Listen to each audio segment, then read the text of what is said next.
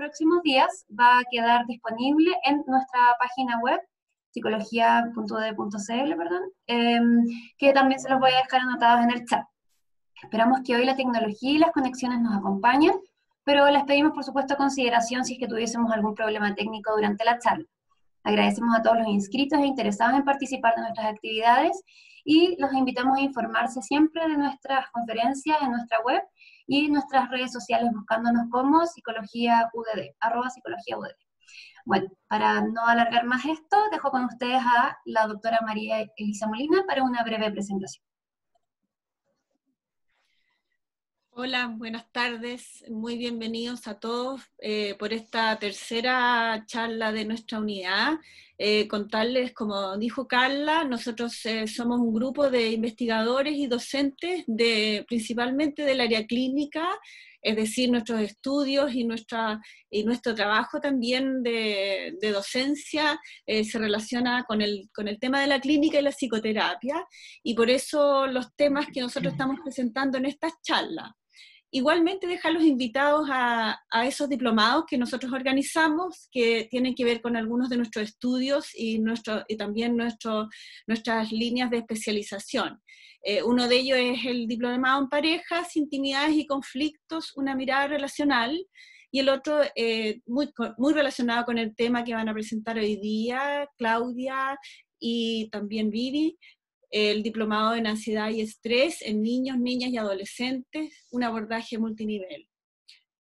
Decirles nada más que eso, yo voy a estar encargada de anotar sus preguntas para poder tomarlas al final y poder entonces escuchar esta presentación de Claudia y Vivian, y ahí entonces esperamos que ustedes puedan comunicarse con nosotros a partir de las preguntas que vayan surgiendo y también sus comentarios que han sido muy útiles para nosotros en las otras presentaciones. Muchas gracias y bienvenidos.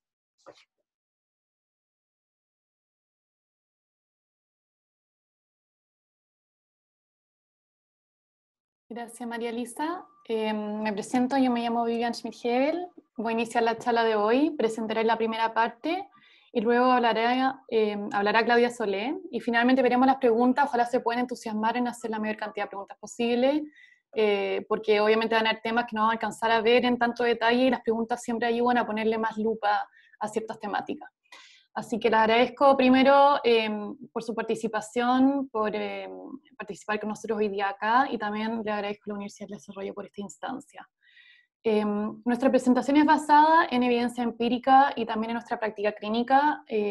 Claudia y yo somos psicólogas clínicas y miembros de UNIR, como decían anteriormente. Así que desde ahí querríamos hacer este aporte.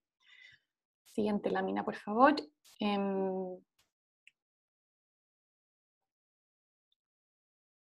Claudia, la siguiente lámina.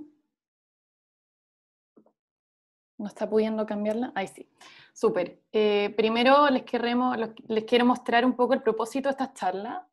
Primero hablarles del impacto que ha generado el COVID-19 en nuestro bienestar socioemocional en las personas, en todo el mundo en realidad, ¿ya? Hablaremos sobre eso. Luego hablaremos también sobre la ansiedad, claramente, en que queremos referirnos a la distribución de la ansiedad en la familia, dando un poco la idea de que acá no hay culpables, que si bien la ansiedad es una emoción individual, esta está inserta en un marco relacional, ¿ya? O sea que abordaremos el tema de la ansiedad desde una perspectiva multinivel, relacional y también de proceso, y ya me referiré a qué me refiero con esto más adelante. Hablaremos también de los desencadenantes de la ansiedad, y también les invitaremos a observar a las familias propias o a las familias de sus consultantes, en caso de que hayan terapeutas por acá participando en esta charla. Y por último también transmitirles ciertos aprendizajes y el despliegue de recursos, ¿ya? Eso para encuadrar como primera idea. Bueno, como les decíamos, para armar esta charla utilizamos como base teórica y epistemológica la mirada multinivel, la teoría ecológica de Bronfenbrenner. Para los que no la conocen, es un enfoque ambiental sobre el desarrollo del individuo en que propone que los distintos sistemas en el que participa el individuo influyen de forma directa en su cambio y en su desarrollo. Por ejemplo, como imagen que puede servir a veces para entender ciertas ideas, imagínense una cebolla y las capas de la cebolla, en que la cebolla no es solamente el núcleo, sino que también las capas que le rodean, ¿ya?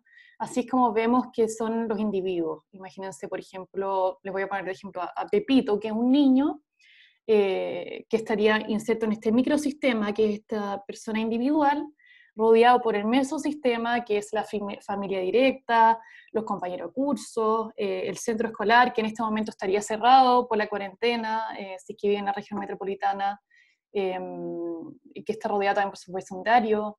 La siguiente telita de la cebolla, el siguiente sistema un poco más amplio, tendría que ver con el exosistema, que es la familia más extensa, quizás la iglesia a la que asiste, si es que asiste a alguna iglesia, el gobierno local, en realidad se refiere, no sé, a municipalidad, quizás la comuna en la que vive, y por último, un nivel más meta, que sería el macrosistema, que tiene que ver con la nación, el gobierno, los valores, las creencias, la cultura, ¿no es cierto? Entonces, eso es algo que queríamos transmitirle y que lo iríamos visitando a medida que pase la charla. También decirles que nuestro enfoque entonces está puesto en la mirada de proceso, lo cual quiere decir que tomamos en cuenta también las variables temporales, que también influyen en quién es ese Pepito, en que confluyen tanto el pasado, el presente y el futuro. ¿Ya? Siguiente lámina, por favor. Algo básico, pero también que consideramos importante, es que ¿a qué nos referimos cuando hablamos de familia? El concepto de familia no tiene una definición unívoca, esto es muy importante, y nosotros nos referimos al que usa el Código Civil, que dice que la familia es un grupo de personas que viven juntos por un periodo indefinido de tiempo, unidos generalmente por relaciones de parentesco o de carácter afectivo, aunque no siempre, y es una unidad básica de la sociedad, ¿ya? O la unidad básica de la sociedad. Creemos que existe un modelo preponderante en el imaginario chileno de lo que es la familia, que tiene que ver con un modelo como más tradicional, por así decirlo, quizás más nuclear, de relaciones de consanguineidad, la familia biparentales, con hijos en común, matrimonial, heterosexual, pero queremos decirles que nosotros cuando nos referimos a familia, nos referimos a un concepto más amplio y que de hecho tiene que ver con la mayoría de las familias chilenas que no son o no corresponden a este modelo tradicional, que tienen que ver con las familias monoparentales, las ensambladas, las homoparentales, etc. ¿Ya? Entonces, volviendo al tema que nos convoca, el COVID. No sé si por acá algunos conocen estas viñetas de Alberto Montt. Alberto Montt es un ilustrador chileno que ha sacado hartas tiras sobre la ansiedad, están súper buenas, se las recomiendo para los que no lo conocen para visitarlo. Y él representa la ansiedad a través de este monito rojo, que incluso se parece un poco al COVID, así como lo hemos visto en algunas imágenes. Yo creo que es coincidencia porque la ansiedad, estas tiras venían antes de la pandemia. En fin, se lo voy a leer con ustedes, que dice el señor de la tira. Hace varios días que no me siento nada de bien. No puedo respirar y tengo una terrible presión en el pecho. Seguro ya te contagiaste el coronavirus, le dice la ansiedad. ¿Quién no ha pasado por esto en este momento? Yo creo que muchas personas, y yo me incluyo, he pasado por esto en algún punto durante esta pandemia, y es algo que queremos naturalizar. Naturalizar la ansiedad por el COVID. Ya estamos en una pandemia que no es solamente territorial, continental, es mundial, y si la ansiedad no la han sentido todos, sí es de esperar que haya cierto impacto sobre nuestras emociones y sobre nuestras relaciones, ¿ya?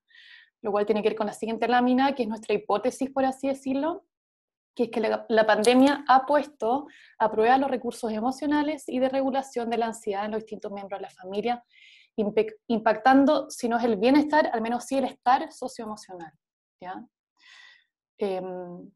Entonces, siguiente diapositiva, por favor. Hemos hecho una primera revisión sobre el impacto de la pandemia en el bienestar socioemocional.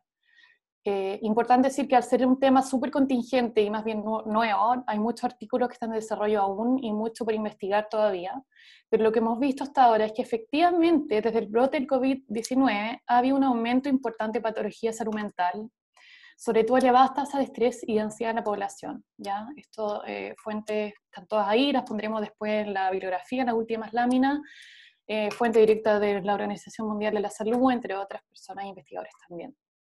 también había un aumento de otra sintomatología que, más allá del estrés y la ansiedad, sintomatología como aumento de insomnio, negación, rabia, temor.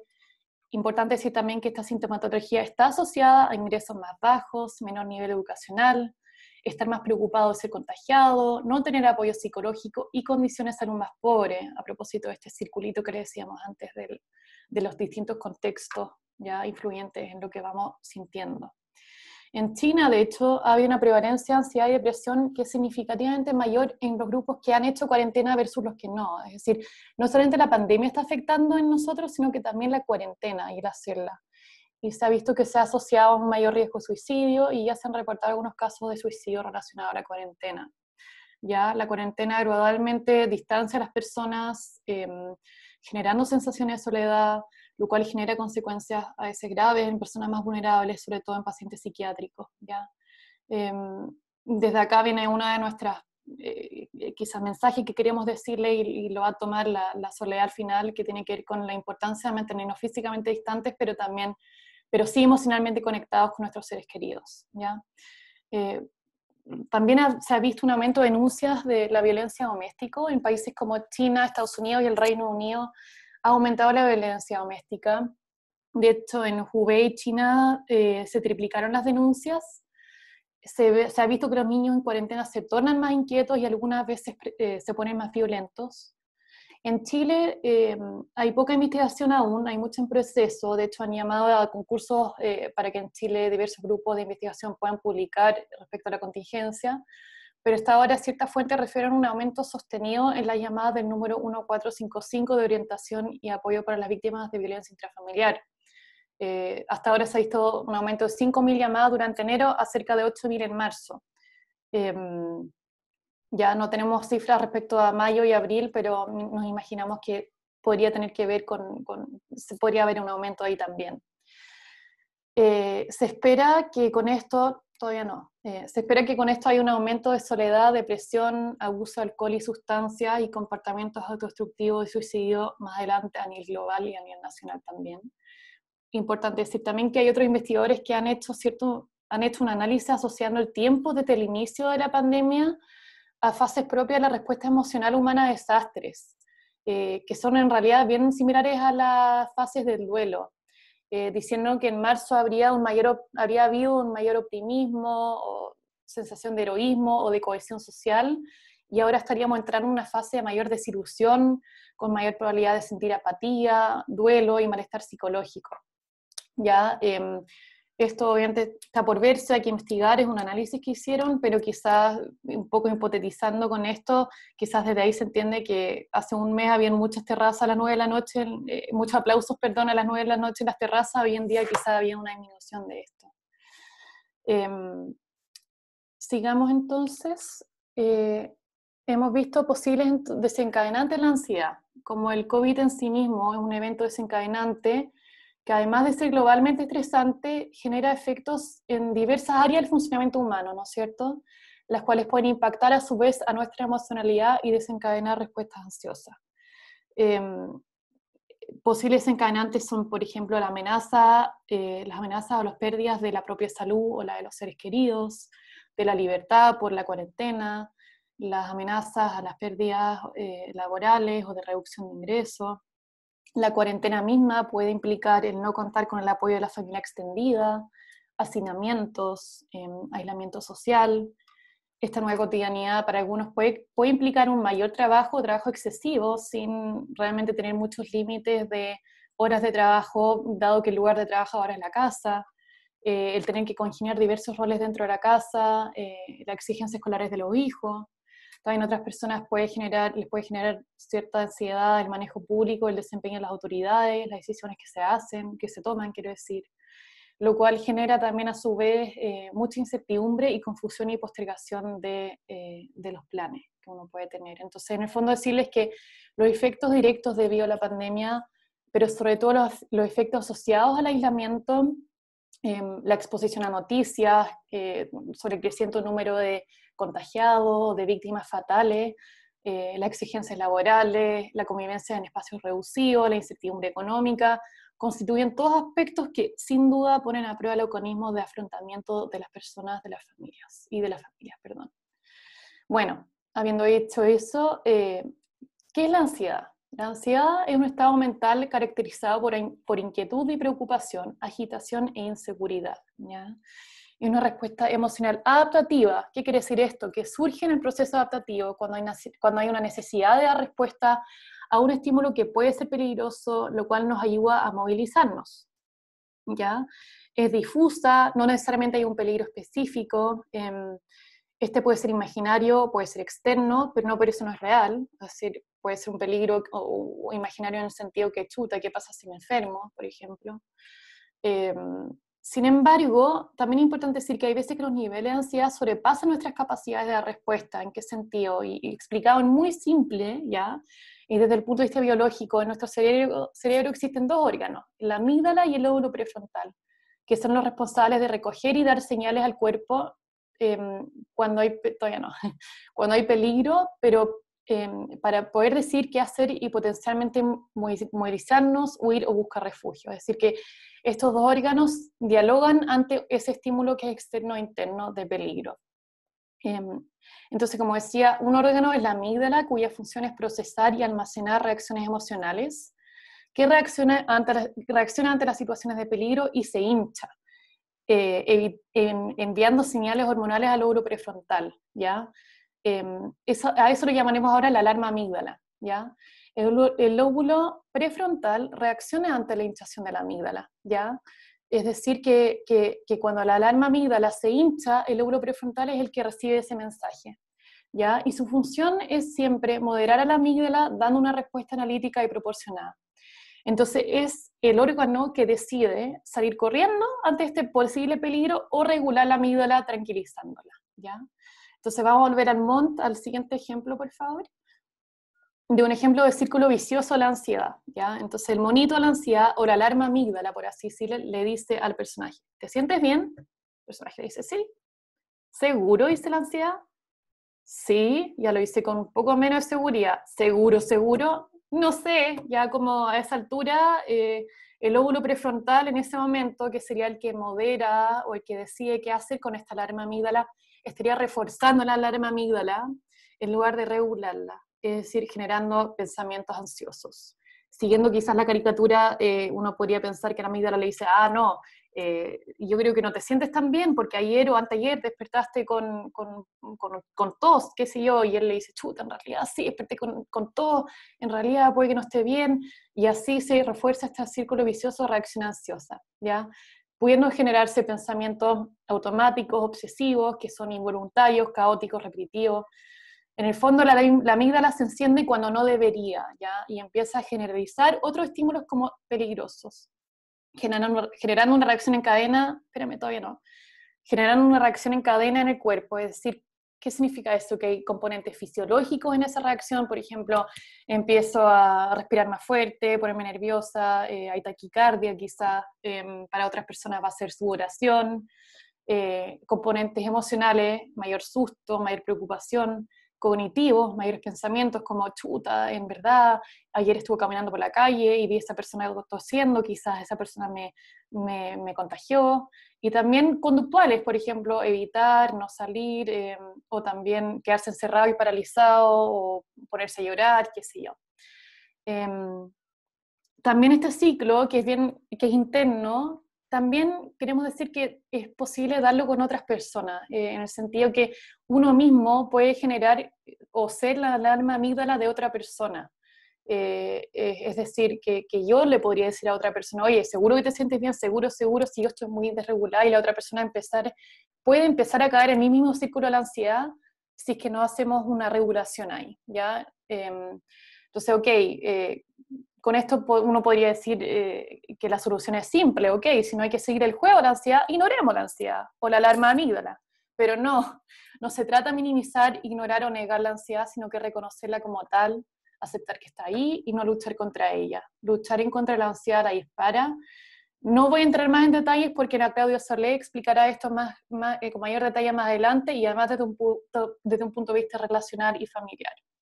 Ya, sigamos. Entonces, Otro, y muy importante, es otro componente clave de la ansiedad, y es que es orientada hacia el futuro, es decir, que se activa inmediatamente y enormemente con la incertidumbre, es decir, la incertidumbre juega un rol clave en la ansiedad y en la activación de esta. Bueno, les voy a leer esta última figurita que dice, ya no aguanto más esta incertidumbre, deberíamos contagiarnos ya y terminar con esta maldita espera, le dice la ansiedad al pobre personaje este. Ya, habiendo hecho esto, ¿no les parece que en la actualidad estamos ante un momento histórico de mucha incertidumbre? No solamente tenemos el COVID-19, que es la pandemia mundial que nos afecta a todos, también está la crisis sanitaria, ¿ya? La crisis social, porque no nos afecta esta crisis a todos por igual. Y además esto no está inserto sobre una tabula rasa, esta crisis está solapada con otra crisis, que es la del estallido social. Los chilenos llevamos 7 meses en crisis, básicamente. Entonces hay una crisis política, también una crisis económica, humanitaria, ¿ya? Y también una crisis de sobrevivencia. Y por último, no nos olvidemos de la crisis ecológica y la sequía y los 29 grados que hicieron ayer, ¿ya? Con esto no quiero asustarlos más, no quiero aumentar la ansiedad, pero en el fondo yo creo que todos sabemos, sentimos de alguna manera que están todos estos contextos dando vuelta alrededor de nosotros y que a propósito, que sería natural sentir esta ansiedad porque hay muchas cosas pasando, ¿ya? Y a propósito de la incertidumbre que se está dando en múltiples contextos y a través de múltiples crisis, ¿ya? Muchas personas han perdido, de hecho a nivel mundial millones de personas han perdido sus trabajos, personas que buscan comida, refugio o su día a día en el fondo han sido impactados con esta incertidumbre, lo cual genera sintomatología en la salud mental, ¿ya?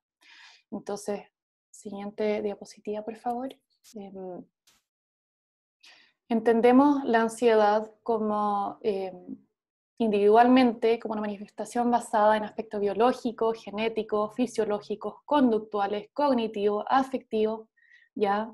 Pero también insertos en niveles más macro, como relacionales, familiares, socioculturales, políticos, económicos, nacionales, mundiales, ¿ya?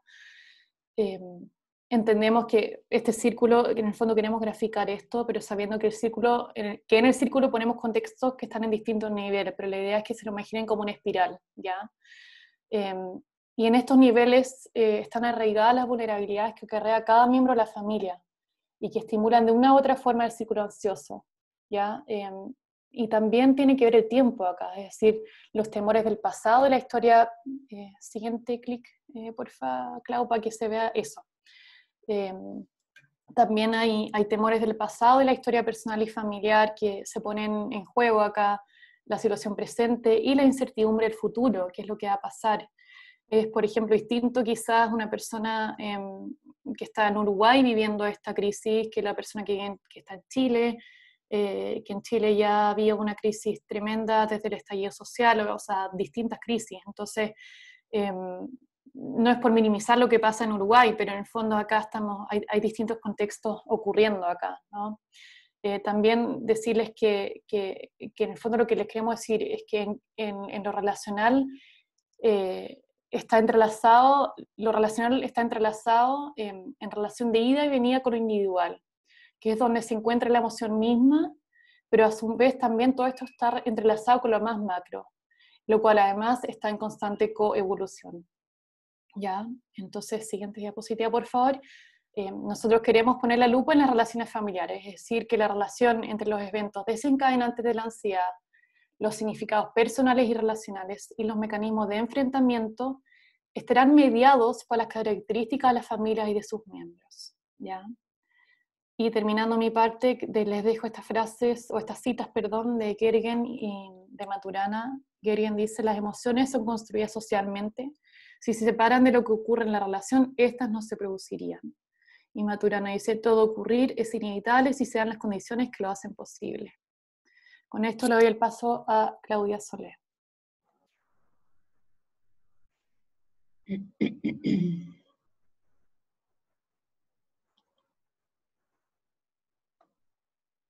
Me veo, ¿cierto? Sí. Ya. Perdón, que quiero mirarme. Bueno, mi nombre es Claudia Solé, como decía las colegas antes, soy psicóloga clínica, trabajo mucho con familias, niños, adolescentes, por lo tanto este tema me convocó mucho y por otro lado como decía María Elisa al principio, no es algo solo teórico, sino que es algo que hemos estado viendo en la clínica ahora y en distintos contextos sociales, en el fondo, no solo en uno. Voy a tratar de correr la laminita. Ya.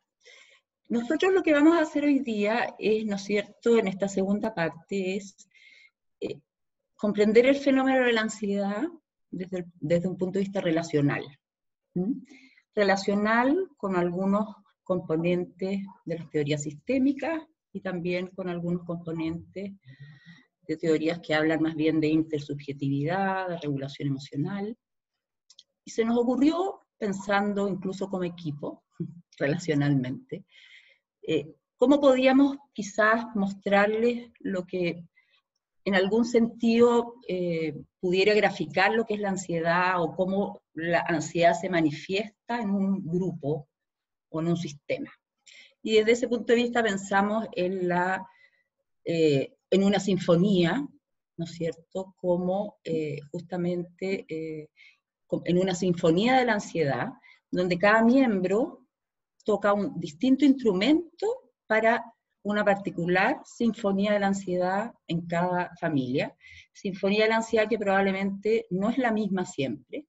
Probablemente esa sinfonía es distinta cuando partió el COVID, es distinta, ¿no es cierto?, después de 2 meses de COVID.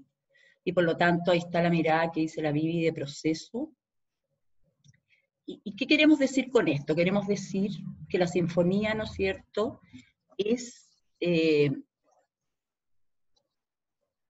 una composición musical, ¿no es cierto?, llevada a cabo por una orquesta, por lo tanto hay un director, hay distintos movimientos, distintas etapas dentro de la sinfonía, cada una tiene su estructura, hay distintos tipos de instrumentos, probablemente todos los instrumentos, en mayor o menor medida, ¿no es cierto?, colaboran, contribuyen a que la sinfonía se lleve a cabo, y de alguna manera es lo mismo que pasa en nuestras familias o en nuestros sistemas familiares, ¿cierto? Es como que cada miembro del sistema familiar fuera un instrumento. Me imagino que puede cambiar de instrumento, a lo mejor no tiene por qué siempre ser el mismo. Me imagino que el director de orquesta en general van a ser los papás, pero en ocasiones también eso cambia.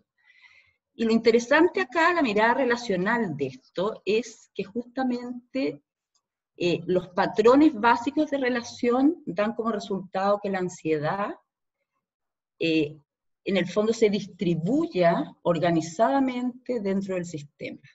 ¿Qué significa eso? Significa que probablemente va a recaer, ¿no es cierto?, o algún miembro va a asumir más ansiedad que otro, ¿no es cierto? Algún subsistema a lo mejor de la familia va a ser el encargado de actuar esa ansiedad, mientras otros subsistemas, ¿no es cierto?, incluso uno podría decir están a lo mejor, uno podría decir un poquito más planos afectivamente.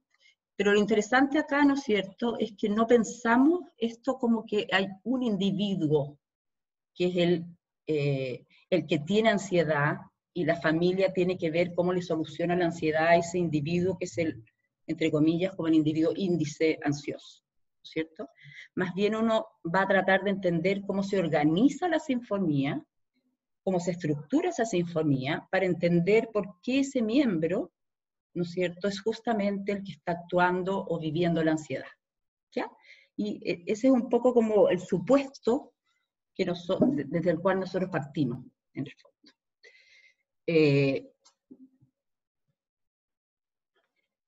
Y entonces queríamos partir mostrando algunas formas de expresión de la ansiedad, antes de irnos a a ejemplos más concretos que tengan que ver con aspectos más conceptuales de por qué se da la ansiedad o cómo se maneja. Queríamos mostrarles algunas formas de expresión, después de pensar harto, que podían estar presentes dentro de un sistema familiar. Como son varios, yo pensé, tengo que elegir solo algunos. Y tengo que elegir solo algunos pensando en que ustedes, ¿no es cierto?, se van a cansar si les hablo de todo, y probablemente además traté de empatizar, ¿no es cierto?, cuáles serían los que a ustedes les gustaría. Y ahí me encontré con algo que es vital para esta charla, que es cómo yo puedo estar en la mente de las personas que están escuchando esta charla. Difícil. A lo más puedo creer que a ustedes les interesan ciertos elementos, pero no puedo tener la certeza de que lo que yo voy a elegir aquí es lo que ustedes quisieran. Por lo tanto, como es muy probable que me equivoque, si a alguno le interesa hacer alguna pregunta sobre esto, después lo hace, ¿ya? Pero algunos elementos interesantes, ¿no es cierto? ¿Por qué la ansiedad se puede mostrar o se puede poner en evidencia a través del control entre los miembros? Yo tengo la impresión que se puede poner por lo menos en dos momentos, ¿no es cierto? Uno, ansiedad-control, control probablemente más ansiedad, o por lo menos más límite a ese control.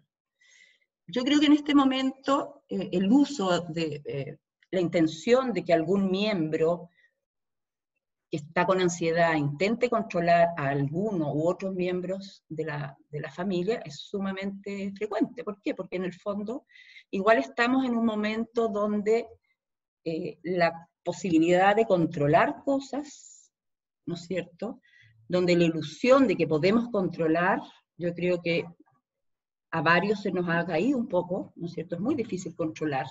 La incertidumbre es, ¿no es cierto?, y la incertidumbre ha sido siempre. Lo que pasa es que por A, B o C hemos creído que podemos controlar.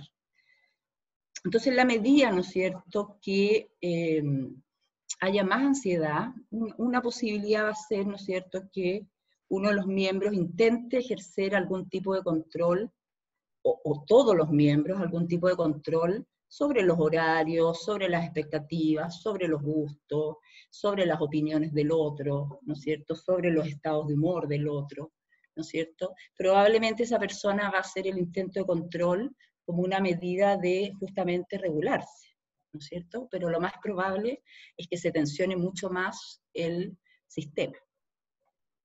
Luego, ¿no es cierto?, habíamos pensado en distanciamiento o búsqueda de cercanía emocional, lo cual, ¿no es cierto?, es bastante también comprensible en este minuto, porque uno buscaría cercanía o distanciamiento emocional.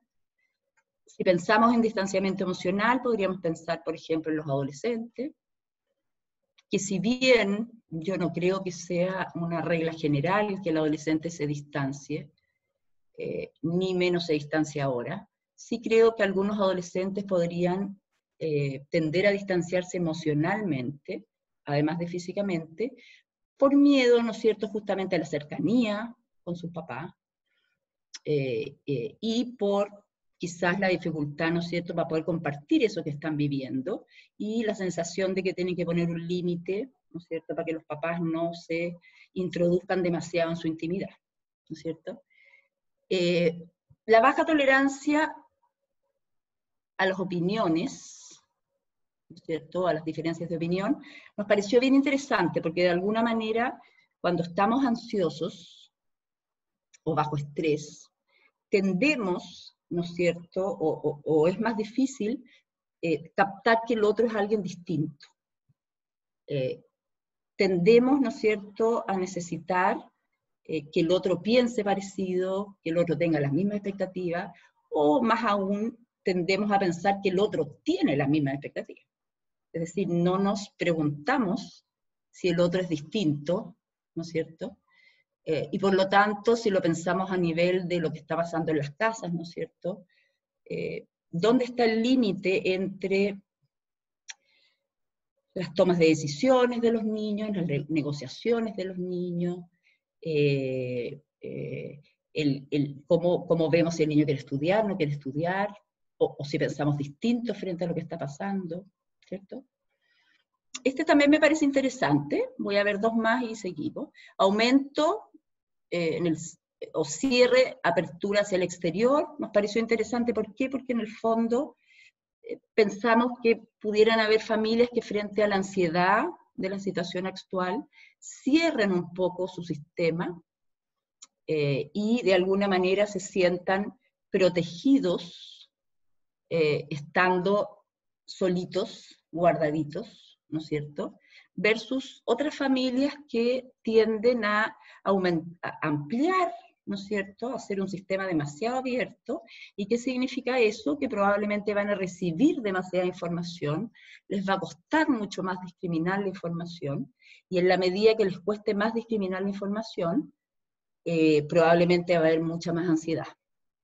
Ahora, yo creo que eso es algo que igual aprendimos en el 18 de octubre, aprendimos un poco que había que discriminar, ¿no es cierto? Y yo creo que todos partimos probablemente todo el día con la tele, la radio, o lo que fuera aprendido escuchando esto, y yo creo que cada uno o cada familia ha ido pudiendo ver que ha tenido que dosificar eso, porque no hace tan bien, ¿ya? Luego tenemos la alta expresividad emocional, ¿no es cierto? La ansiedad, ¿qué puede producir la ansiedad? La ansiedad puede producir que tengamos expresiones emocionales muy intensas. Gritos, garabatos, pataletas, golpes, ¿cierto? Es una forma de tramitación de la ansiedad, la alta expresividad emocional. Lo que pasa es que no es una tramitación quizás sana, pero es una forma de regulación que pueden tener los miembros de la familia. Lo que pasa es que no es una buena regulación. Y por último, falta o exceso de flexibilidad. ¿A qué nos referimos con eso? Nos referimos que en el fondo, frente a la ansiedad de los miembros o de un miembro de la familia, esto se podría dar más, por ejemplo, de repente en una mamá, se podría dar más, yo lo he visto, por ejemplo, estudiantes de cuarto medio, que están en una situación súper complicada, porque en el fondo los estudiantes de cuarto medio no saben lo que les va a pasar, si van a dar PSU, tampoco saben si no están teniendo las experiencias que ellos esperaban tener en su cuarto medio, ¿no es cierto? Entonces están con una sensación de pérdida importante. Entonces, es importante, ¿no es cierto?, cómo vamos flexibilizando ciertas cosas, cómo mantenemos, ¿no es cierto?, cierta estabilidad, cómo entonces alguien de cuarto medio está súper cuadrado estudiando y estudia y estudia y estudia. Yo tengo pacientes que están estudiando de 8 a 8. Quizás el ir al colegio ya producía un límite. El otro día hablábamos del hecho de subirte a la micro o subirte al auto, ya te producía un espacio que no necesariamente podemos darnos psicológicamente, sino que tiene que estar dado por el salir, ¿no? O por el subirse a la micro. Entonces, es interesante la falta o la dificultad de flexibilidad porque nos rigidiza mucho, y probablemente esa rigidización, esa falta de flexibilidad está dada desde la angustia, pero también produce más angustia, porque en el fondo, como necesitamos mantener la rigidez o la estructura que tenemos, cualquier cosita que se salga de esa estructura, en realidad nos complica demasiado. Y lo otro sería, por ejemplo, el que estamos tan angustiados, tan ansiosos, que no tenemos rutina, que cada uno se levanta a la hora que quiere, que no se cumple nada, ¿no es cierto? Que no hay mucha jerarquía, no hay muchos límites, y eso también es bien complicado. ¿Ya? Entonces, solo esas, porque si les decía a las 12, la verdad es que íbamos a estar demasiado rápido. También se nos ocurrió, para ir entrando en el tema, en la metáfora de la casa. ¿Qué significa la metáfora de la casa? Significa, ¿no es cierto?, si tenemos una casa, nos costó harto encontrar las imágenes a través de las cuales queríamos graficar lo que queríamos graficar. Así que estamos expertas en búsqueda de imágenes, esa es la verdad de las cosas.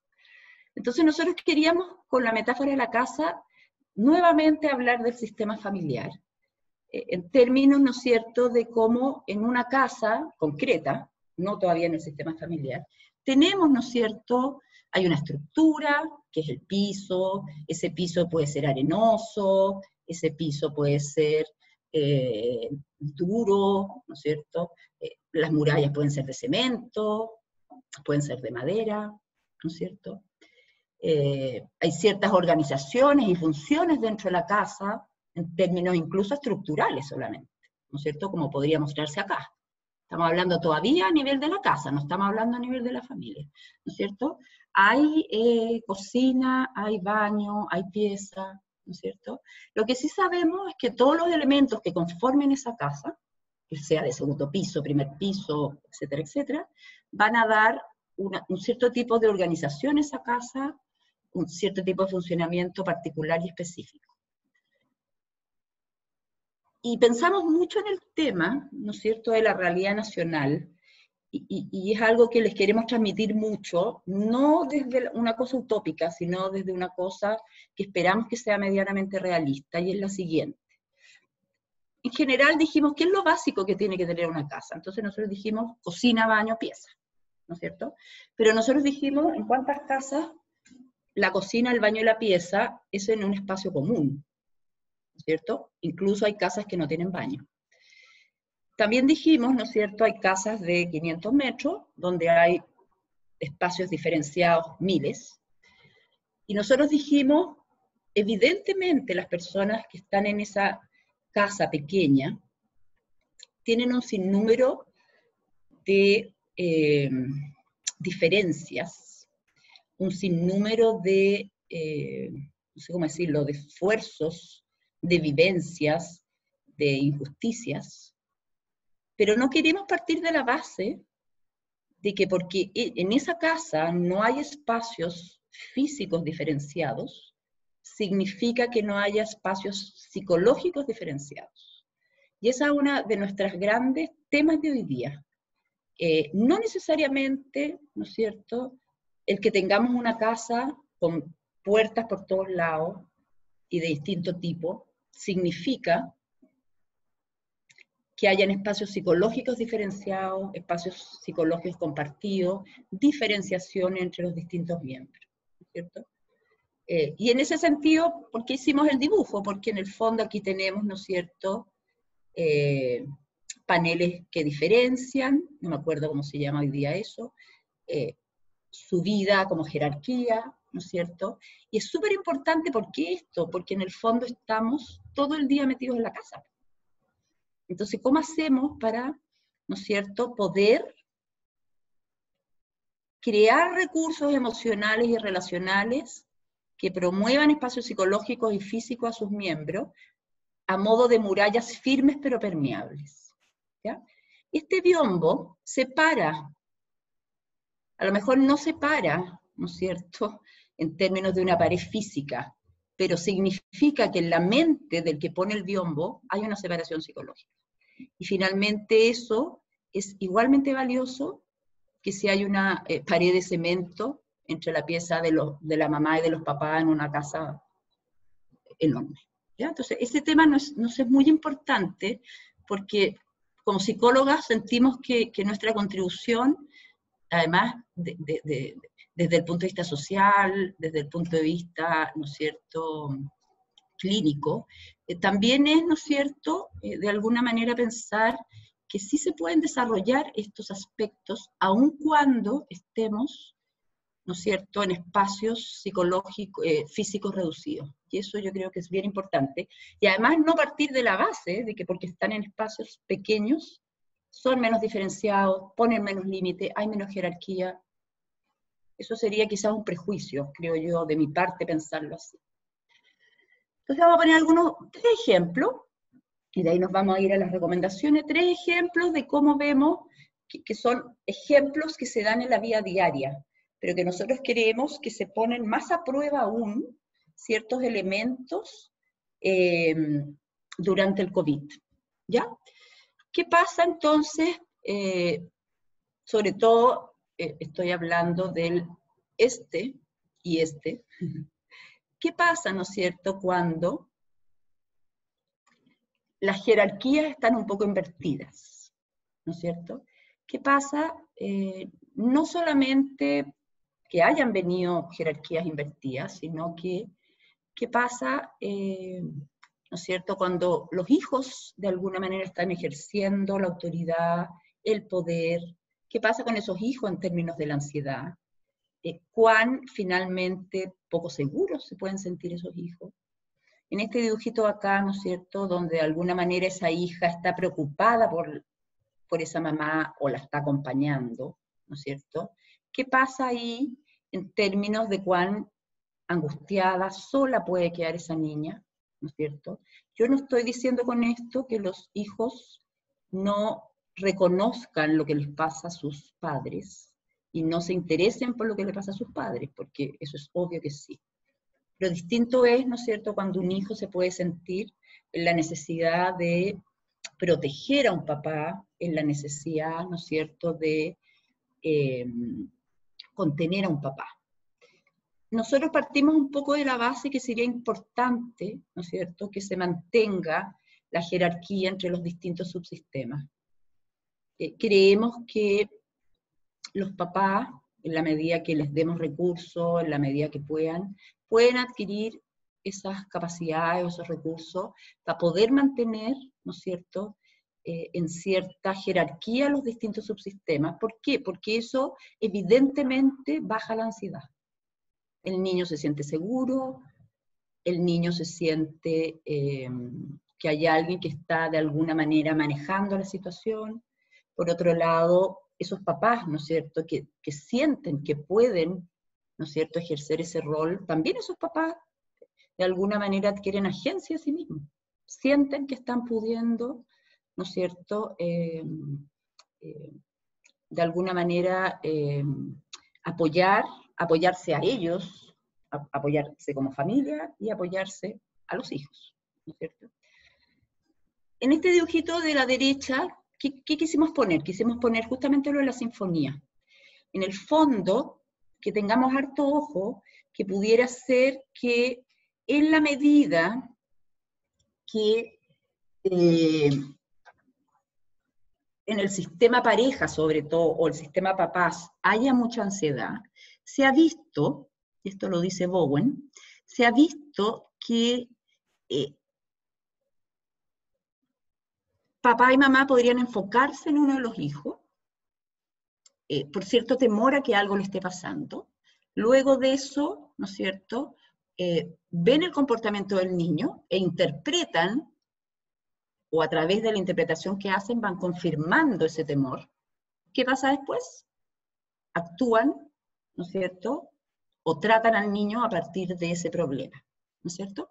Entonces ahí, importante sería una redistribución, no sé si de la ansiedad o del funcionamiento familiar, ¿no es cierto?, pensando en que ahí el niño queda un poco el portador de la ansiedad, y eso es sumamente importante. Luego, también quisimos hablar, ¿no es cierto?, de qué pasa en el subsistema pareja, ¿no es cierto?,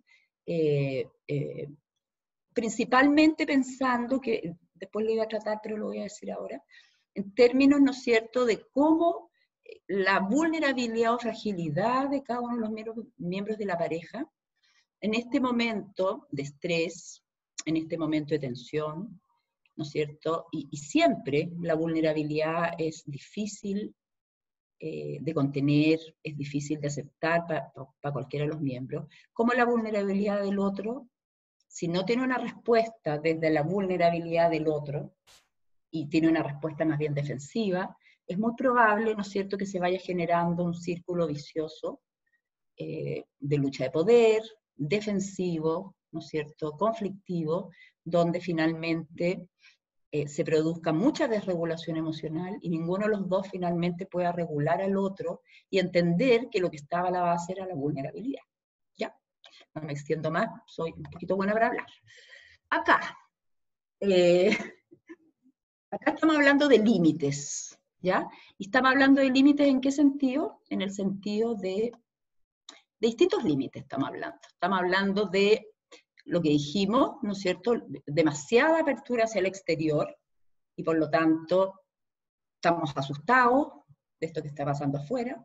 Estamos hablando de límites, personas en hacinamiento, pero nuevamente el mensaje, ¿no es cierto?, es no partamos de la base que esas personas no son capaces de tener límites psicológicos y diferenciación entre los distintos miembros de la familia, lo que significa que podría ser que esos miembros de la familia sí tengan espacios individuales, sí tengan espacios compartidos, sí tengan, en el fondo, sensación de ser distinto al otro y valioso. Luego, ¿no es cierto?, teníamos, a diferencia de esto, teníamos el adolescente que quiere salir de los límites de la casa, ¿no es cierto?, y no solo entrar. Teníamos a esta mamá, que ayer justo estuve viendo las noticias y me apareció un concepto súper interesante, que es el de corresponsabilidad, que ha aparecido este último tiempo, y tiene que ver, claro, si yo tengo, yo, papá o los niños, 20 roles, qué difícil, ¿no es cierto?, poder de verdad poner límite a eso, ¿no es cierto? ¿Cómo le ponemos límite al jefe que llama en la noche? Porque está pasando ahora, ¿no es cierto? No estoy diciendo nada nuevo, está pasando ahora que no es tan fácil decir trabajo de 9 a 1, voy a almorzar, sino que ahora uno está como multifacético y cambiando de rol 20 veces en el día, lo cual es angustiante en sí mismo porque uno tiene que volver a reenfocarse, ¿no es cierto? Y por otro lado está ¿cómo le pongo límite a las cosas? ¿Cómo le pongo límite a los niños? ¿Cómo les digo, niños, este es mi espacio, niños estén en su pieza, o si no está en la pieza, esté ahí haciendo algo? Que el mismo niño diga también quiero un límite, como dice acá, ¿no es cierto? ¿Qué más quieres que te dé? Un no. Es decir, el niño también puede pedir un límite. Aquí no se trata, ¿no es cierto?, que los papás son los que tienen que hacer absolutamente todo. Y esta última imagen, ¿por qué la pusimos? Porque en el fondo nos dio como la sensación, no sabemos si al niño le gusta o no, pero que de alguna manera, ¿no es cierto?, desde la necesidad de los papás, aparece, ¿no es cierto?, la necesidad de cercanía afectiva. Pero no sé si le preguntaron a ese niño, o si ese niño, ¿no es cierto?, de alguna manera esperaba un poquito ese sobreinvolucramiento. Y por lo tanto, como el mensaje de leamos también al otro, veamos, ¿no es cierto?, ajustemos nuestras conductas también a lo que estamos viendo en el otro, y no solo a nuestra necesidad y a nuestro, como un actor impulsivo. Desde este punto de vista se nos ocurrió poner esto como diciendo, lo siento Raúl, pero creo que tenemos que separarnos. Tienes razón, le dice, quizás un poco de espacio nos haga bien.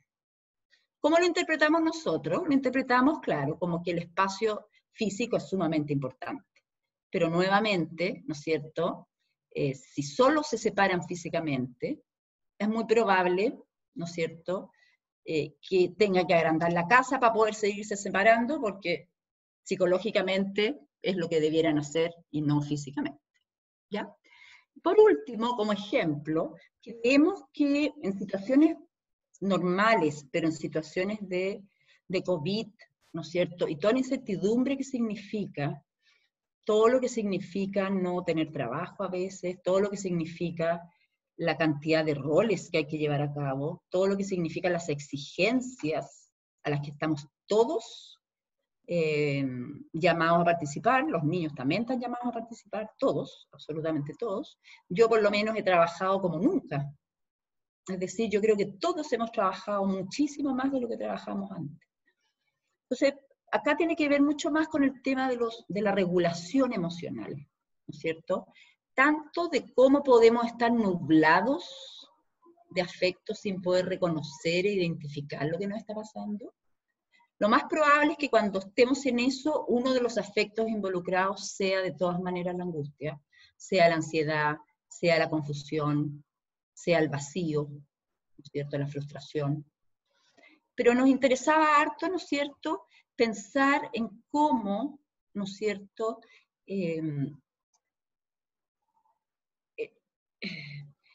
lo importante que sería, ¿no es cierto?, poder regularnos mutuamente. Y que para poder regularnos mutuamente, ¿no es cierto?, tendríamos que darnos un espacio, tendríamos que mirar al otro, tenemos que mirarnos a nosotros mismos, tenemos que saber que lo que está sintiendo o pensando el otro es válido, que no tiene por qué ser lo que yo estoy pensando.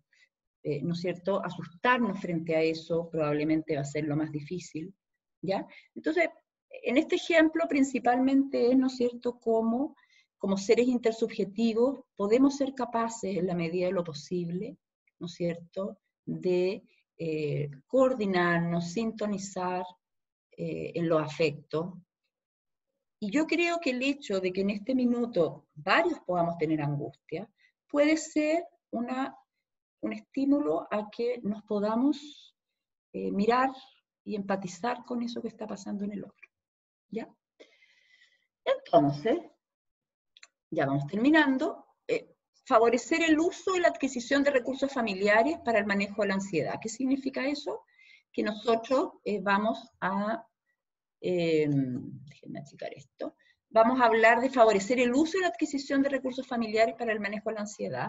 No queremos tips tan claramente, no queremos imponer cosas, porque creemos que justamente eso es una exigencia enorme para la familia, pero sí queremos pensar ciertas cosas que vienen de lo que hemos hablado, para que los miembros de una familia, que espero varios nos estén mirando, puedan a lo mejor quedarse con algún elemento que les llame la atención. Entonces tenemos etapas para el manejo de la ansiedad. Esto es creado por nosotras. Identificar la ansiedad y sus formas de expresión, detectar desencadenantes externos e internos, reconocer recursos y limitaciones, y por último, implementar recursos que ya tenemos o adquirir nuevos recursos. El 4 viene en la próxima paginita porque es un poco más amplio. Ahora, el punto 1, 2 y 3 tienen todos que ver con reconocer e identificar. En el fondo es la etapa previa a la acción, la etapa previa a la 4. Yo no saco nada, ¿no es cierto?, implementando algo, que es un poco lo que a veces pasa, ¿no es cierto?, en las terapias, que ya sea los papás piden, o uno de repente puede decir qué tiene que hacer alguien, pero si ese alguien no está de acuerdo con eso, o no sabe bien lo que le está pasando, no ha podido identificar eso, la idea es co-construir, ¿no es cierto?, cómo aliviar la ansiedad en este caso. Entonces, lo primero sería, el punto 1, reconocer los aspectos personales de la ansiedad, un poco lo que decía la Vivi, ¿no es cierto? Estoy con palpitaciones, estoy con el colon irritable, estoy con pensamientos medio rumiativos, no tolero nada, estoy con muy poca paciencia, tiendo a gritar. Primero, reconocer eso. Después, reconocer, en la medida de lo posible, cómo se da esto en el sistema familiar. Hay uno que está angustiado, estamos todos peleando, estamos todos controlándonos, estamos súper cuadrados, nadie tolera nada, ¿se fijan? Y también, cuánta ansiedad y cuánto ha durado esta ansiedad, ¿no es cierto? Esta intensidad la habíamos tenido antes, no la habíamos tenido, es parecida a la que siempre tenemos, o algo de verdad nos está pasando que hay mucha ansiedad dando vuelta. Llevamos los 2 meses del coronavirus ansiosos todos, o hay momentos en que nos ponemos más ansiosos. Y en ese sentido, ¿qué es lo que hace, ¿no es cierto?, que esta semana estemos más ansiosos, ¿no es cierto? Particularmente, llevamos 3, 4 semanas más de cuarentena, aumentaron los casos. Sí pueden haber muchas, ¿no es cierto?, desencadenantes externos, pero también desencadenantes internos, ¿no es cierto?, de qué nos está pasando a nosotros como familia. Y en ese sentido tratar de generar un pequeño diálogo entre esto que me pasa y los desencadenantes. Y ahí incluso lo que decía Vivi, ¿no es cierto?, cómo esta familia o cómo cada miembro le da un significado a esos desencadenantes, ¿no es cierto? Es muy distinto si tenemos papás adultos mayores, es muy distinto, ¿no es cierto?, si a alguien lo echaron del trabajo, Es decir, es muy distinto y por lo tanto hay que mirarlo en cada familia en forma particular. Nos parece súper importante que identifiquemos los recursos de la familia.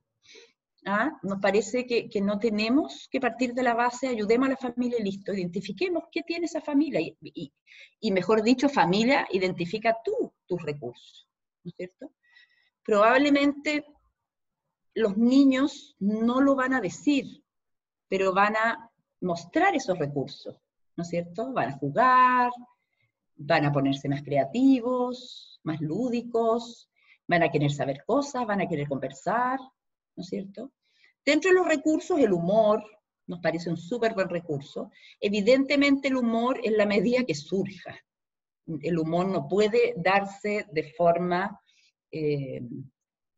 sobreactuada, ¿no es cierto? Y en la medida que surja es un muy buen, ¿no es cierto?, deshinchador de la ansiedad. Hay escucha activa, podemos empatizar con el otro, podemos tolerar la diferencia, la incertidumbre, tenemos algo de esos recursos dando vuelta. ¿Cuáles son nuestras pautas ansiosas? Cada vez que me levanto y le digo que haga la cama, me pongo nerviosa y no tolero que no haga la cama, entonces por favor inmediatamente haces la cama y ahí está. A lo mejor le puedo decir haz la cama durante la mañana, que él decida, entrégale el control a él, pero lo importante es que haga la cama durante la mañana, ¿no es cierto? ¿Qué soluciones nos han servido? Eso es sumamente importante, porque uno siempre se queda de repente, y nos pasa a todos somos seres humanos, de repente uno se queda haciendo lo mismo, y alguna vez nos sirvió otra cosa, y eso es muy importante. Finalmente, ¿qué recursos podríamos implementar que no son de la fase de identificación, sino que son de la fase ya, ¿no es cierto?, de cómo quizás podría regularse más la ansiedad dentro de la familia, podría, ¿no es cierto?, distribuirse de otra forma, ¿no es cierto? Entonces, para nosotros sumamente importante, nuevamente, papás, mamás, todos somos importantes acá, ¿no es cierto?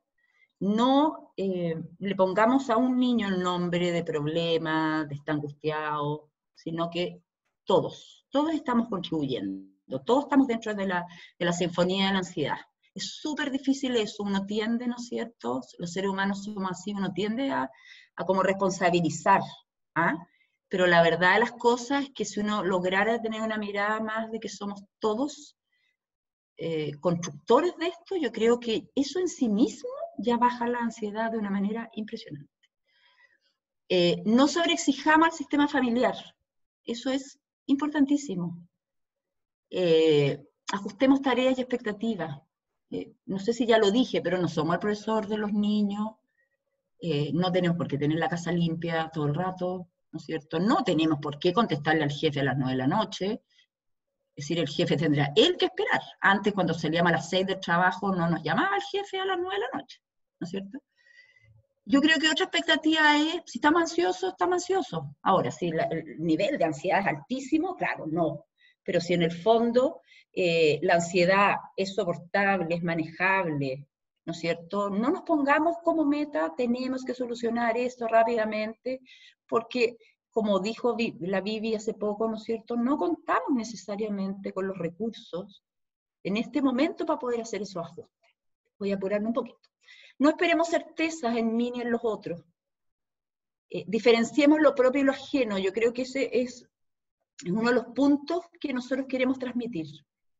Eso es importantísimo, ¿ya? Es decir, esto es mío, esto es tuyo, yo estoy sintiendo esto, yo estoy sintiendo lo otro, ¿no es cierto?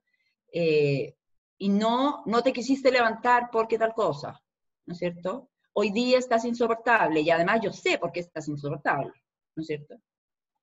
Los adolescentes van a tener cambios de humor, van a estar un poco aburridos, van a estar un poco frustrados, pueden estar bajoneados, en otros momentos contentos, pero no sabemos, si no les preguntamos, si no establecemos un diálogo con ellos, no podemos, en el fondo, adivinar.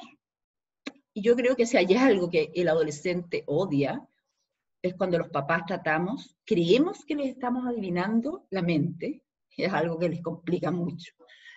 Aceptemos la ansiedad, como dijimos, no hay que bajarla a cero, ¿no es cierto? Hay que entender qué está significando.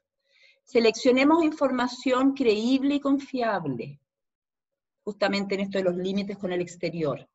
Ojalá los papás puedan ejercer el rol como subsistema de padre. En ese sentido no hablamos mucho, ¿no es cierto?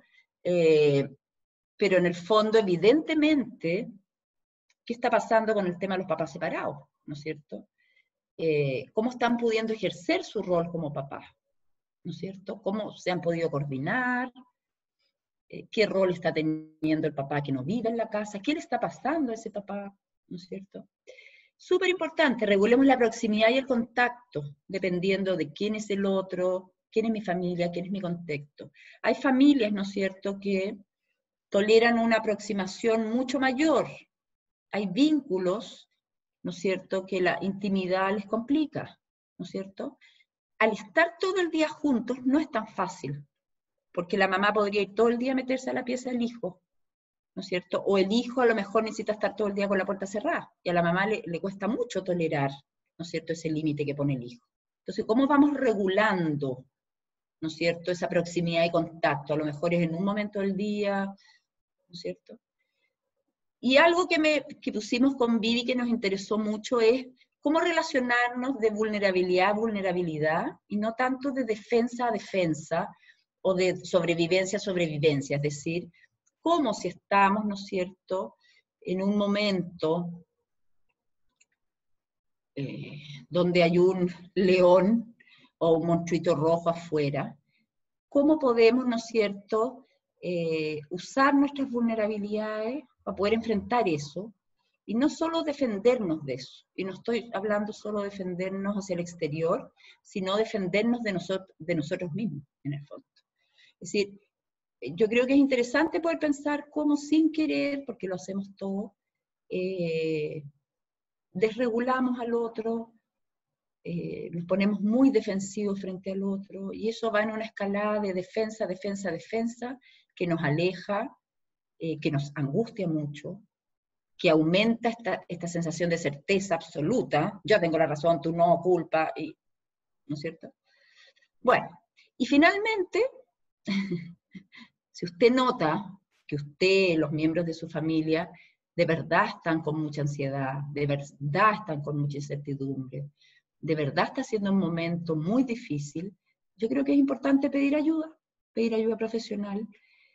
Los psicólogos en este minuto contamos con muchas redes de apoyo, hay muchas organizaciones de psicólogos que estamos atendiendo incluso en forma gratuita, justamente para primeros auxilios emocionales frente a esto y para terapias, ¿no es cierto?, más duraderas. Pero no duden en pedir ayuda, ¿no es cierto?, si algo de lo que hemos dicho hoy día le resuena, algo de esto piensa que podría trabajar.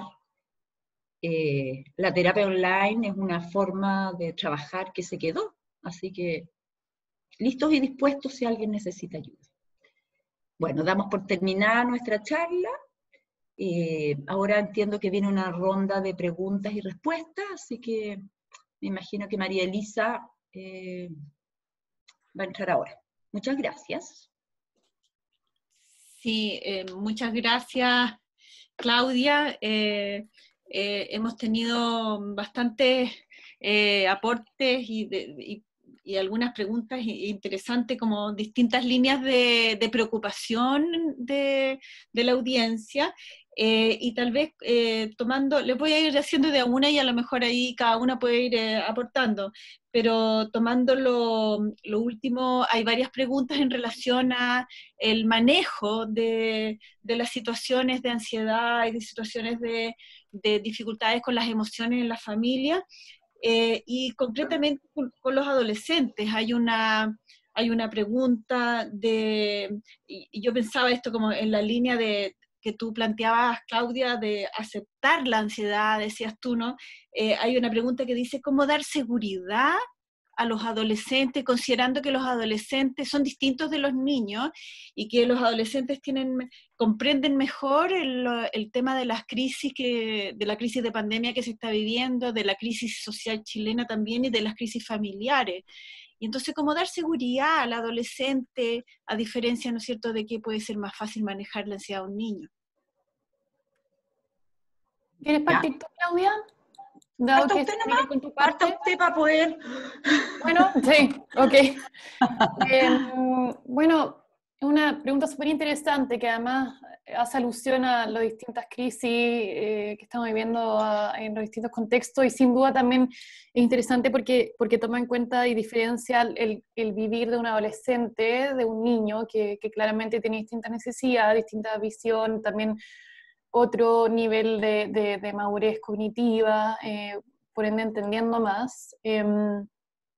Yo creo que acá, a propósito de la importancia que le hemos dado al énfasis acá de aceptar la ansiedad, tanto a nivel individual como a nivel relacional, tiene que ver con poder escucharlo, escuchar al adolescente, darle un espacio para que el adolescente pueda conversar, pueda dialogar, que podamos escuchar qué es lo que opina, cómo se siente con todas estas crisis. Primero escucharlo a él antes de nosotros explicarle o decirle lo que tiene que hacer.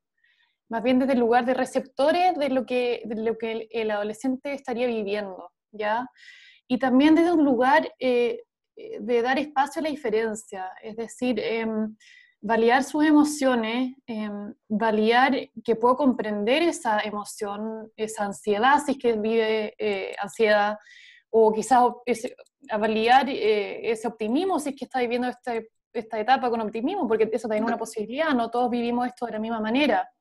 Y a eso me refiero con poder aceptar la diferencia. Quizás yo como madre, el adolescente, estoy muy ansiosa y el adolescente está optimista dentro de todo, por dar un ejemplo, poder aceptar eso y también dar espacio a esa diferencia, ¿ya?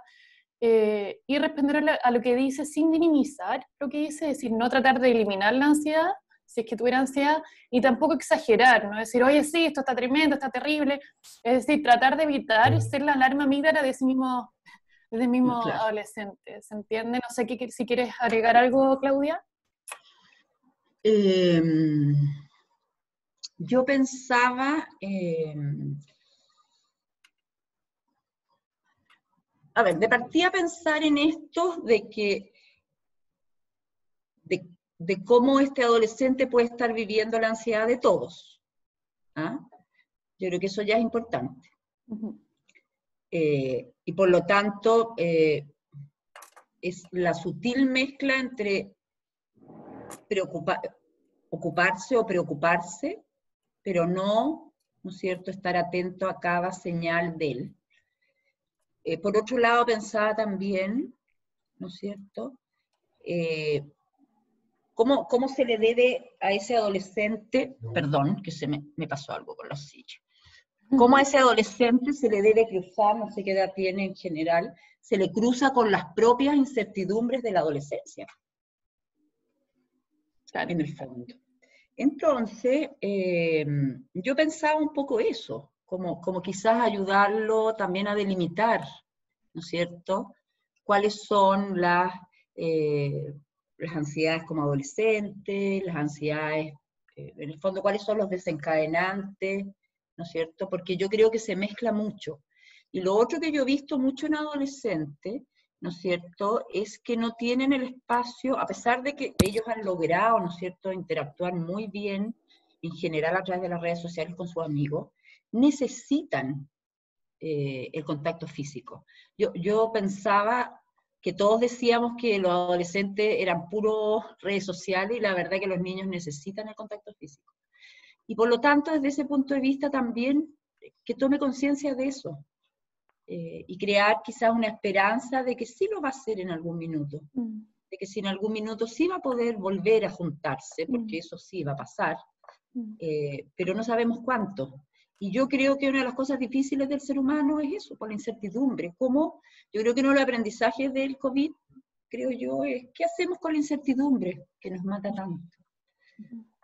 Sí, quizás en esa línea también, bueno, y también pensando en el último que habías dicho tú, respecto a la importancia de comprender, ya como quizás menos desesperarse con lo que el adolescente podría estar viviendo, conectarse con su necesidad y no tanto desde la propia. Ahora, también nosotros no hablamos de esas cosas, pero uno puede acompañar al niño en la medida que fuera necesario, también con técnicas de algún tipo, de respiración, de meditación, que también le ayuden a disminuir la ansiedad. Nosotros dejamos nuestro mail, así que si usted me quiere preguntar, yo le puedo responder en forma particular. Ya. Bueno, siguiendo también con hay harta inquietud con respecto a los adolescentes, y una de las inquietudes es bien concreta en relación a la incertidumbre que están viviendo los adolescentes de cuarto medio respecto, ¿no es cierto?, de la posibilidad de rendir en la PSU y de poder postular a la universidad. Entonces, en ese contexto específico, ¿cómo poder ayudarlos?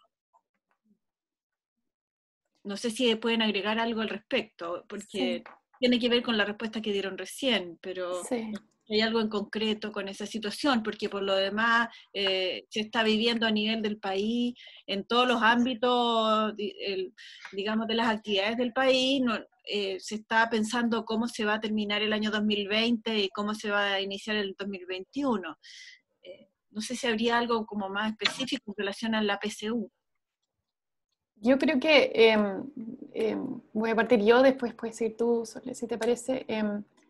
A ver, dada la incertidumbre global, ¿no es cierto? Y no sabemos lo que va a pasar, totalmente esperable que también haya incertidumbre sobre lo que va a pasar con eso, ¿no? No podemos planificar sobre algo que no sabemos si va a pasar. Sí creo que es importante poder escuchar a los expertos de salud y conectarnos con información creíble y confiable sobre lo que podría ir pasando y actualizarnos con eso y sobre eso planificarnos. Creo que igual es importante planificar en algo, si bien hay muchas personas que no les gusta hablar de la nueva normalidad, creo que igual hay una nueva normalidad, una nueva al menos cotidianidad de la que estamos viviendo las personas que estamos en cuarentena. Entonces, planificar algo, poner un propósito, igual ayuda en algo, a bajar la ansiedad. Predecir un poco sobre lo que está pasando, desde ya calma el cerebro, porque estamos como cerebralmente hechos, o cognitivamente, o desde la parte animal, de poder predecir lo que va a ocurrir más adelante. Y cuando no podemos predecir, nos ponemos ansiosos, ¿no es cierto?, a propósito de la incertidumbre. Entonces, súper importante que dentro de todo igual podamos planificar algo, aunque sean pasos chicos. O sea, si yo no sé cuándo voy a dar mi PSU, puede que no sea en diciembre este año, pero puede que sea en marzo el próximo año, igual puedo planificarme y empezar poco a poco a hacer algunas cosas para el estudio de la PSU, por ejemplo. Porque en algún momento va a venir, como decía la Claudia, en algún momento esta situación se va a acabar igual, ¿no? La pregunta es cuándo. Eso es algo que se me ocurre a ti, no sé si tú quieras agregar algo. Más o menos en la misma línea, yo creo que los niños tienen que tener una rutina de estudio frente a la PSU, como que la PSU se fuera a dar. Pero conversar con ellos de que la opción de que no se dé es una opción, y desde ese punto de vista que no se viva, ¿no es cierto?, el estudio de este año solamente como una pérdida de tiempo. Pero yo creo que dejarlo botado es muy difícil, porque en el fondo, si después se da, o después... se supone que cuando hay demasiada incertidumbre, uno requiere contar con algunos elementos que sí pueda controlar. Y él sí puede controlar, él o ella, sí puede controlar, ¿no es cierto?, la decisión que tome frente a su estudio. Eso es una cosa que puede controlar él. No necesita que le den certezas desde afuera, en el fondo. Perfecto. Bueno, también voy a juntar, porque preguntan mucho acerca como de poniéndose en distintos escenarios. Por ejemplo, por una parte, la necesidad, ¿no es cierto?, que también los adultos tengan que manejar su ansiedad en una situación, en contexto de muchos niños, teletrabajo, las tareas del hogar. pero también preguntan acerca de cuando surgen algunas alternativas para resolver la ansiedad desde el consumo, por ejemplo, en algunas familias. Otros preguntan directamente cómo lo hacen las familias que son disfuncionales. Y también la otra escenario son las madres que están a cargo, madres solas con los hijos, ¿no es cierto?, a cargo de todo. O sea, podríamos decir como multiproblema, ¿no es cierto?, cómo se puede enfrentar ese tipo de situaciones, desde ahí la ansiedad. ¿Quieres partir yo? O sea, ¿tú o yo? Partan, sí. A ver, son hartos escenarios y como dice la María Elisa, múltiples problemas. A ver, yo diría que lo primero, porque se me ocurre como denominador común para estos distintos escenarios, es el poder armarse con redes, ¿ya? Redes de ayuda, pueden ser redes familiares extensas, amigos, puede ser equipos psicológicos, puede ser cualquier tipo de red que pueda ayudar a alguna persona a la que yo le tenga confianza y que me pueda ayudar o apoyar en algo, aunque sea en escucharme, porque el poder hablar sobre lo que me está pasando, como hemos visto, ya baja la ansiedad. Sobre todo para personas que están quizás más solas en esta situación o mamás monoparentales, el tema de la ayuda de red es importante.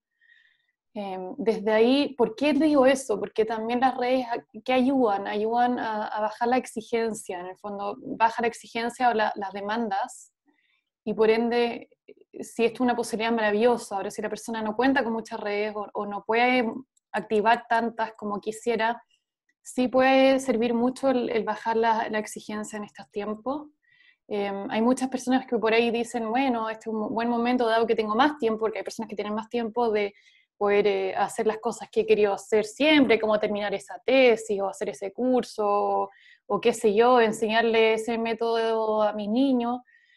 No nos pongamos más exigencias difíciles en este tiempo. Yo creo que eso más angustia más que nada.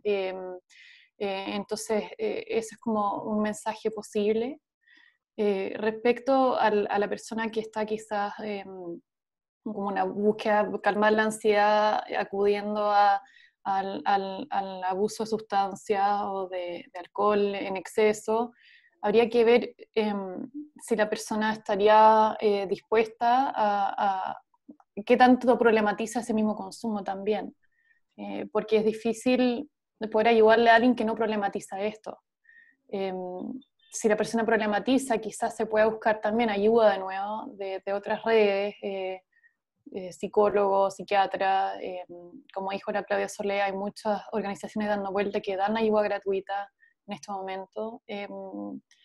Y si la persona no está en esa todavía, en ese paso aún, pero sí le hace ruido quizás lo que estamos diciendo, es el poder darle una voz y un diálogo a lo que está sintiendo antes de consumir, es decir, ¿qué los podría estar llevando a consumir? Quizás identificar primero qué es lo que va sintiendo. La ansiedad tiene muchas formas de manifestarse. En algunas personas es con el consumo, en otras personas es con crisis de pánico, en otras personas, no sé, pues palpitaciones y así. Entonces, quizá imaginarnos que esto es como una ola del mar, en que todos estamos surfeando una ola enorme de emociones muy fuertes, incertidumbre, miedo, frustración, alarma, sorpresa. Y lo peor que podemos hacer en este momento es en esta ola gigante tratar de pelear en contra de esta ola y va a tratar de bajarse. Es decir, que lo peor es pelear contra lo que estamos viviendo, sino que lo mejor es ver estas emociones, el miedo, la frustración, la alarma, la sorpresa, y cómo hacerlo, ponerle nombre a nuestras emociones. Es decir, ahora me siento con miedo, ahora estoy ansiosa, ahora estoy agradecida, ahora estoy frustrada. Primero identificar. Claro, identificar, porque eso al final tiene que ver con una forma de calmar, eso ya va a calmar esa alarma amígdala antes de llegar a hacer algo en la conducta con eso mismo, es decir, pensar quizás si estoy ansiosa en este momento, me puede ayudar a decir, mira, en realidad por eso estoy agarrando el vaso y estoy decidiendo servirme un trago y tomármelo. ¿Se entiende? ¿Hay algo, tú querías decir algo, Claudia? No sé si tú quieres. Hay varias otras preguntas. Ya. Hay varias Bueno, otras. hablaría un poco mucho ya. No, digo yo. Sí, ¿no? es difícil responder porque uno tiene que tener más antecedentes, pero yo estaba pensando, una cosita son los límites personales y los límites interpersonales. Yo creo que en esto, mamá sobrecargada, que tiene todo el derecho a estar sobrecargada y nos ha pasado a todas, yo creo que atreverse a decir no. El otro día alguien me decía, es que le digo no y tiene una pataleta de 3 horas. Bueno, a lo mejor va a tener que tener 3 días la pataleta de 3 horas. Hasta que capte que no se entra a la pieza cuando la mamá está trabajando. Es decir, yo creo que de partida pensar que este es un proceso que para los niños es rarísimo, que los papás y ellos estén juntos, y que por lo tanto es todo un aprendizaje. Entonces, si ya no se moduló ese aprendizaje, yo creo que es tiempo para que se vuelva a rayar la cancha, pero ahí los papás, que son los que van a rayar la cancha, tienen que ser consistentes en esa rayada de cancha. El niño tiene que captar que hay distintos espacios, que es a lo que hemos aludido mucho, y se le puede explicar, se le puede dibujar, se le puede contar un cuento sobre eso, pero yo creo que lo más difícil a veces para nosotros los adultos, atrevernos a poner un límite. A veces nos da pena, a veces nos da culpa, a veces no sabemos lo que es poner ese límite, pero yo creo que ese tema está, de todas maneras tiene que estar presente. Hay una pregunta que se ha repetido en relación a cuál es la opinión que tienen ustedes frente a la exigencia de la educación, de la educación institucional, digamos, de aumentar el régimen al 100% en el sistema online, y con el argumento de que de alguna manera los adolescentes igualmente están frente a las pantallas, mucho mejor que estén con contenidos. De qué manera, dice, equilibrar los contenidos académicos con la contención socioemocional. Dale tú, Sole, ¿te tinca?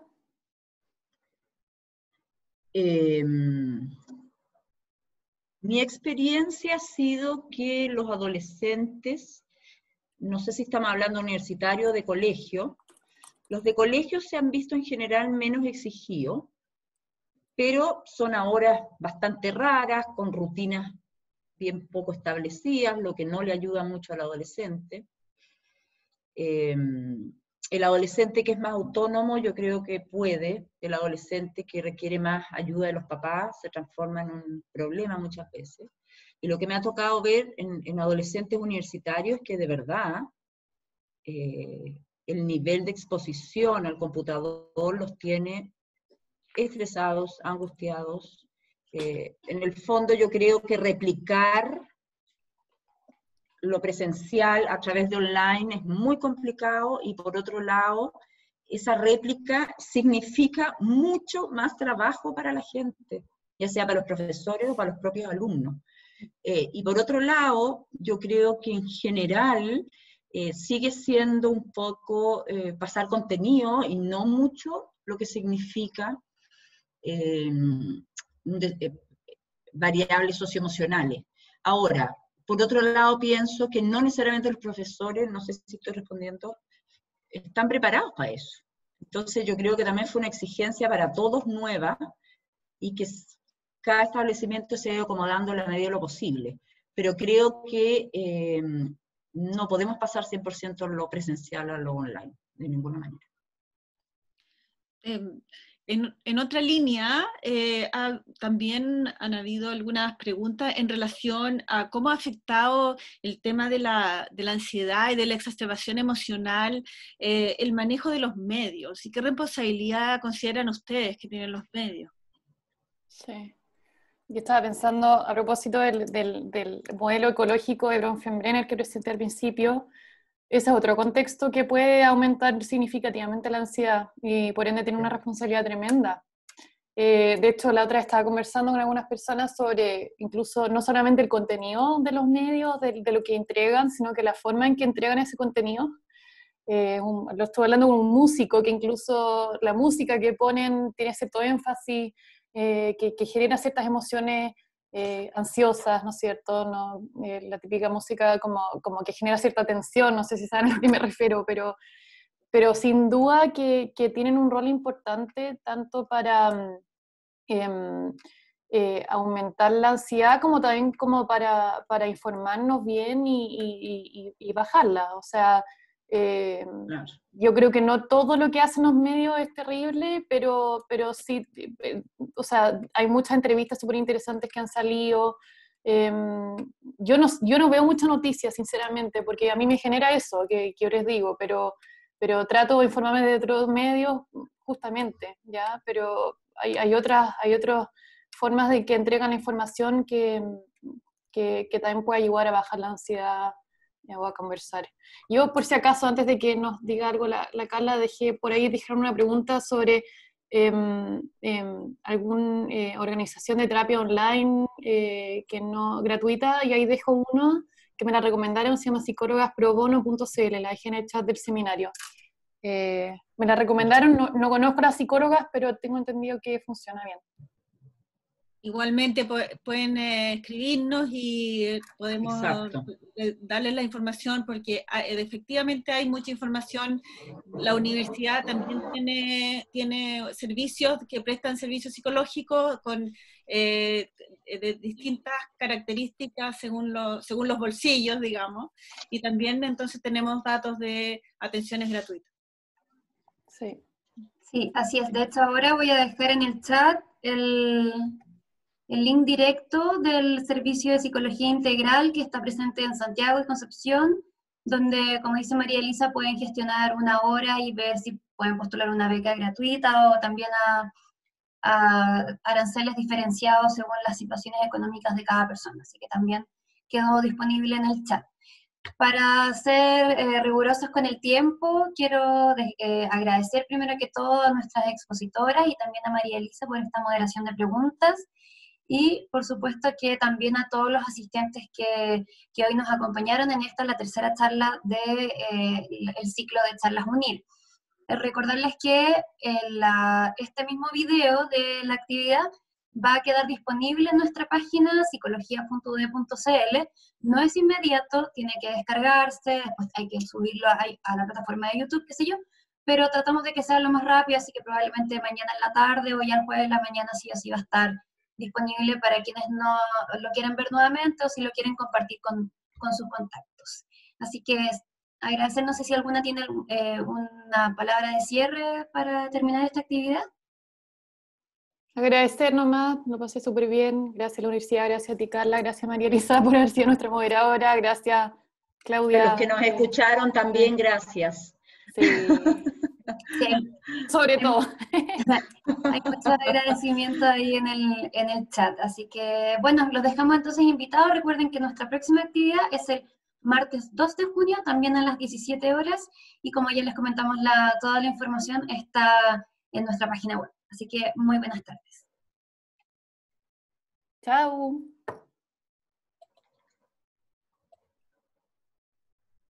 ¿Nosotras nos podemos juntar un ratito o no? María Elisa, Sí, un ratito, juntémonos.